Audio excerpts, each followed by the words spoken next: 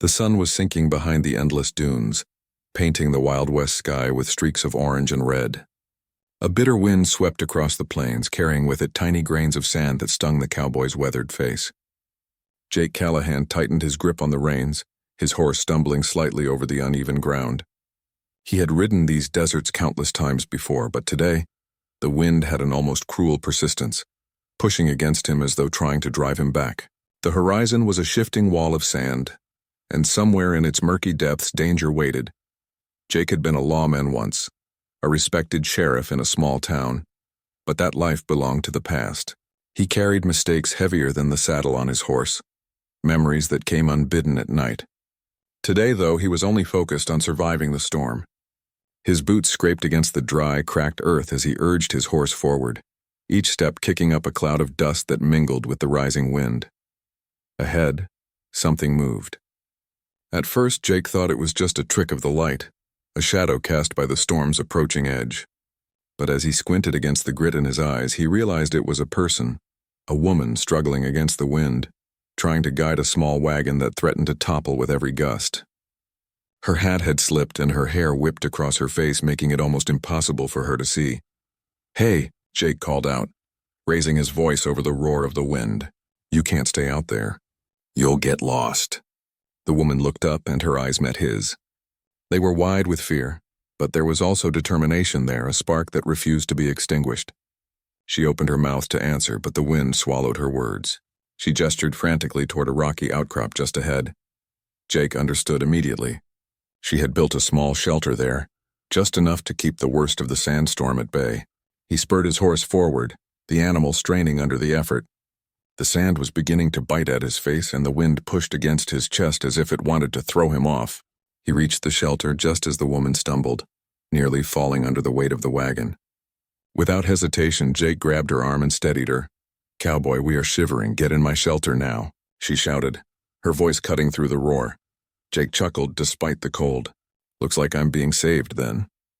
He helped her drag a few supplies into the shelter, and together they ducked inside. The small space was cramped, made of stacked stones and a canvas tarp, but it offered protection from the merciless storm. Outside, the wind screamed like a living thing and sand whipped against the walls in blinding sheets.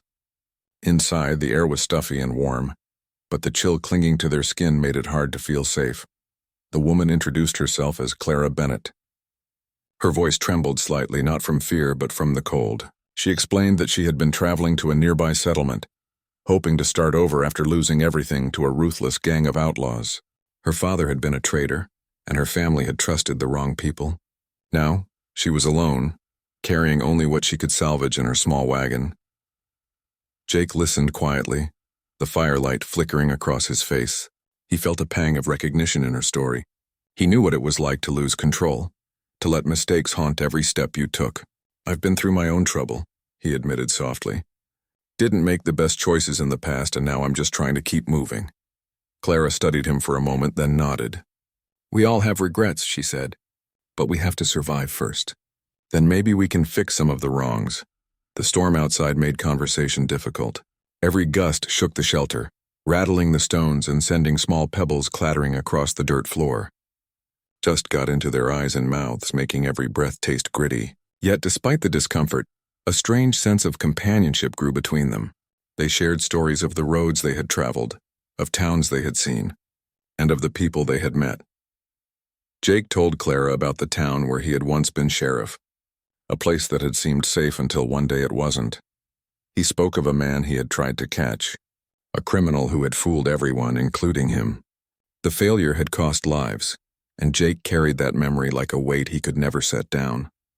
Clara listened without judgment, only offering a quiet nod or a reassuring smile. In turn, Clara spoke of her family, of her father's small trading business, and her mother's gentle wisdom. She told Jake how the gang had come one night, taking everything, leaving her alone to wander the desert. Her voice broke only once when she described the loss, but she quickly regained her composure, determined not to let the past define her future. As hours passed, the storm showed no sign of relenting. The wind howled louder and the sand pressed against the shelter as though trying to find a way inside. Jake and Clara worked together to reinforce the walls with stones and pieces of wood they had brought in. Every time the wind shifted, they held the canvas tighter, making sure no hole would let the sand sweep them away. Despite the danger inside the shelter, they began to feel a warmth that had nothing to do with the fire they managed to spark from a few dry twigs.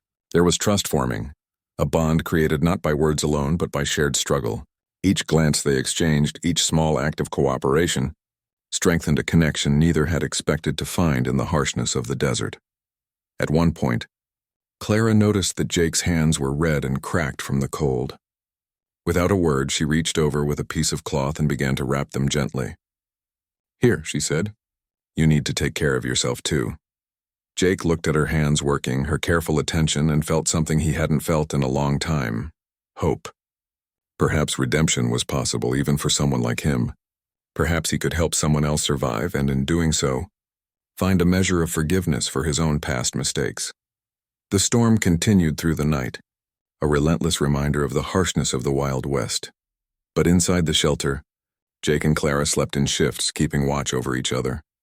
Every now and then, a particularly strong gust rattled the shelter, but they faced it together, neither backing down. By the time the first light of dawn crept over the dunes, the storm had lost some of its fury. The sky was pale and dusty, and the desert sparkled with the remnants of the night's violence. Jake and Clara emerged from the shelter, blinking against the sunlight. Their clothes were coated with sand, their bodies tired, but their spirits were lifted. They had survived the night, and in doing so, had begun a journey that neither had anticipated, a journey of trust, courage, and the faint glimmer of redemption in a world that often seemed cruel and unforgiving. Jake looked at Clara and smiled, a genuine expression that had been rare for him in recent years. "We made it through," he said simply. Clara nodded, brushing sand from her sleeves. "Yes, we did, and maybe this is just the beginning." For both of them, the desert was no longer just a vast expanse of danger and loneliness. It had become a place of connection, a place where two people, strangers until yesterday, could survive together and discover the strength they didn't know they had. And as they prepared to continue their journey, neither knew what lay ahead, but they knew they would face it side by side, come what may. The morning sun stretched its warm light over the desert, glinting off the sand in sparkling patterns. Jake Callahan and Clara Bennett stepped out of the shelter, blinking against the brightness. The storm had passed, leaving the world around them quiet, almost serene. But the silence was deceiving. The desert was never truly safe. Every dune, every rock could hide danger. And yet, for the first time in a long time, both of them felt something other than fear, a sense of possibility, of a new beginning. Jake swung himself onto his horse, adjusting the saddle and checking the reins. Clara had done the same with her wagon, carefully loading it with the remaining supplies they had salvaged during the storm. The air was still crisp from the night, and each breath carried a sharp freshness that made Jake feel alive. He glanced at Clara, noticing the determination in her eyes. Despite everything she had endured, she refused to give in to despair. "Ready to move on?" Jake asked, his voice steady. Clara nodded. "We have to. There's a town not far from here. If we can reach it, maybe we can find some help."